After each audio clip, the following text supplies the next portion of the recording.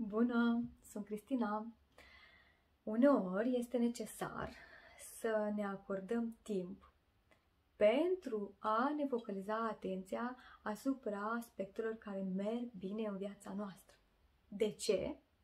Pentru că, cel mai probabil, cu trecerea timpului, noi acordăm tot mai mult timp și atenție gândurilor care se referă la rezolvarea problemelor din viața noastră, rezolvarea obstacolelor, a criticilor, a ceea ce nu merge în viața noastră, a gândurilor negative. Astfel că, fără să ne dăm seama, devenim tot mai nefericiți, tot mai puțin optimiști, adică tot mai negativiști.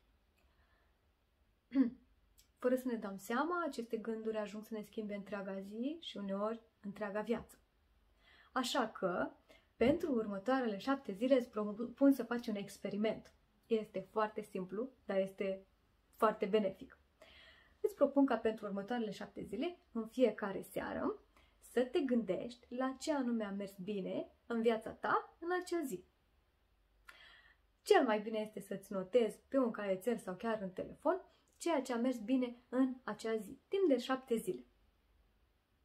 Acest exercițiu pentru unii poate părea puțin dificil pentru că nu sunt obișnuiți să se gândească la lucruri pozitive, dar cu timpul va deveni tot mai ușor și va deveni ceva natural la care creierul se va gândi fără să-l pui tu. Adică va gândi ce mi-a plăcut mie astăzi în viața mea, ce a mers bine astăzi.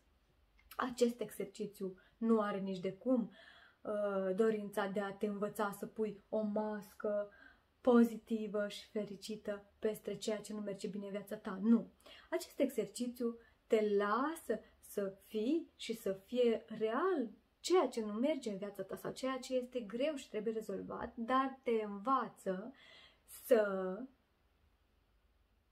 descoperi și să conștientizezi și să te bucuri tot mai mult de ceea ce merge bine în viața ta. Pentru că cât de grea e viața, tot ai câteva aspecte în fiecare zi care merg bine și de care să te bucuri. La revedere! Dă-mi un like dacă ți-a plăcut, dă un comentariu, distribuie, pentru că dacă îți place, o să înregistrez videouri mai departe.